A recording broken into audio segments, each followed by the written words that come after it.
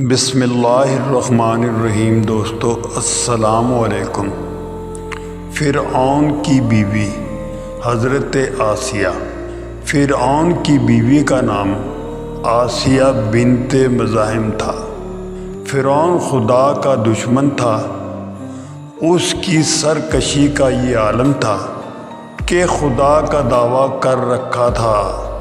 اس کے کفر کا کوئی ضرر حضرت آسیہ کو کوئی نہیں پہنچا۔ ایک مخلص خاتون اللہ کی نیک بندی تھی۔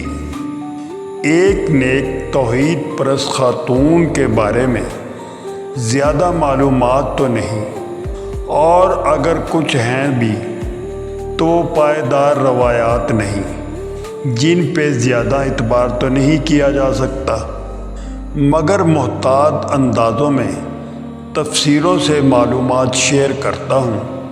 ایک حدیث میں ہے کہ حضرت ابو موسیٰ اشعری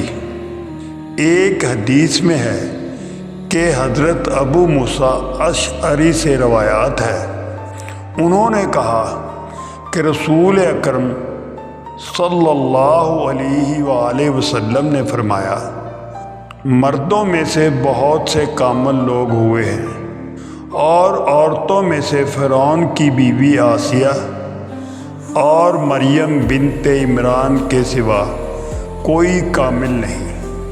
البتہ عورتوں پر حضرت عائشہ رضی اللہ تعالی عنہا کی فضیلت ایسی ہے جیسے تمام کھانوں پر ثرید کی فضیلت ہے۔ بخاری صحیح و مسلم۔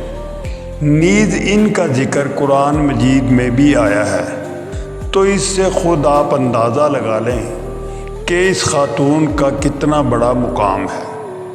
آسیہ بنت مزاحم بہادر پارسا اور ہمدرد خاتون تھی۔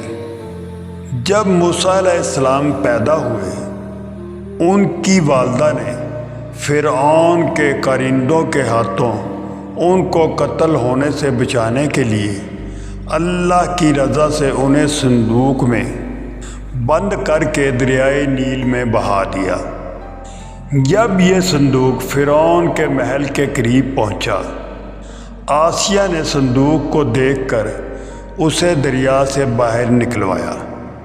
پیارا ننھا سا بچہ نظر آیا تو بڑی محبت سے اس کی پرورش کی۔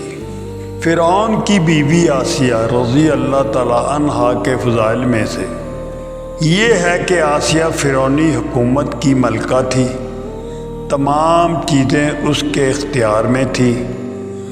اس کو اس قدر مال و دولت، اطاعت گزار غلام، کنیزوں اور سونے چاندی کے سائے میں بہترین زندگی میسر تھی، لیکن اس نے اس دنیا کی نعمتوں کے بدلے میں، جس میں وہ تھی، دنیا کے عذاب و تکالیف کو اور بادشاہی کے بدلے میں قتل ہونا قبول کیا۔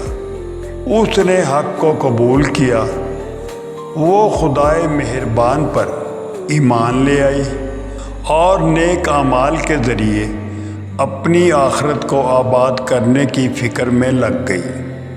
حالانکہ اس کو معلوم تھا کہ ایمان لانے کی وجہ سے اس کی تمام خوشیاں اور مقام منصب چھن سکتا ہے، یہاں تک کہ جان بھی جا سکتی ہے، اور ان کی موسیٰ علیہ السلام کے متعلق فراست سچی تھی۔ جب انہوں نے موسیٰ علیہ السلام کے بارے میں ان کو دریا سے نکالنے کا کہا، جب حضرت موسیٰ جادوگروں کے مقابلے میں کامیاب ہو گئے اور تمام جادوگر مسلمان ہو گئے، اسی دوران حضرت آسیہ فرعون اور موسیٰ کی بابت محل کے کارندوں سے دریافت کرتی رہتی تھی کہ کون غالب رہا، تو ہر وقت یہی سنتی کہ موسیٰ غالب رہے۔ بس یہی ان کے ایمان کا باعث بنا، اور پکار اٹھیں کہ میں موسیٰ اور ہارون کے رب پر ایمان لے آئی۔ فرعون کو جب اس کے ایمان کا پتہ چلا تو اس نے حضرت آسیہ کو طرح طرح سے ستایا۔ سخت گرمیوں میں انہیں چھت پر لٹا کر ہاتھوں پیروں میں میخیں کیلیں گڑوا دی اور سینے پر بہت بڑا بھاری پتھر رکھوا دیا۔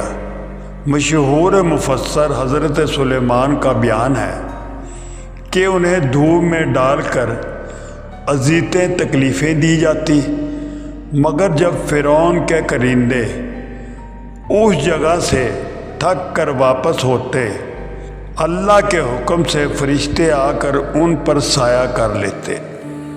تکالیف اور ظلم سہ کر بھی یہ باہمت خاتون ایمان سے نہ پھری۔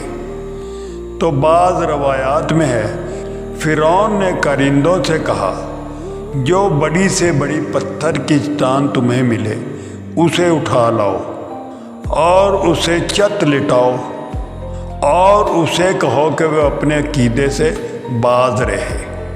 اگر باز آ جائے تو میری بیوی ہے، عزت و حرمت کے ساتھ واپس لاؤ، اگر نہ مانے تو وہ چٹان اس پر گرا دو اور اس کا کیما کیما کر ڈالو۔ جب یہ لوگ پتھر لائے، انہیں لے کر گئے، لٹایا گیا اور پتھر ان پر گرانے کے لیے اٹھایا۔ اس حالت زار میں حضرت آسیہ نے یہ دعا مانگی کہ اے رب میرے لیے اپنے پاس جنت میں گھر بنا اور فرعون اور اس کے عمل سے نجات نصیب فرما، اور مجھے ظالموں کی قوم سے بھی نجات عطا فرما۔ خدا بندہ قدوس نے اس پیکر صدق و وفا کی دعا قبول کی اور آنکھوں کے سامنے مادی حجاب ہٹا کر جنت میں ان کے تیار کردہ مکان موت سے پہلے انہیں دنیا ہی میں دکھا دیا گیا۔ پھر حق تعالی شانہ نے ان کی روح قبض کر لی۔ وہ پتھر بے جان جسم پر گرا جس سے ان کو کسی طرح کی اذیت نہیں پہنچی۔ دعاؤں میں یاد رکھنا دوستو۔ السلام علیکم ورحمۃ اللہ۔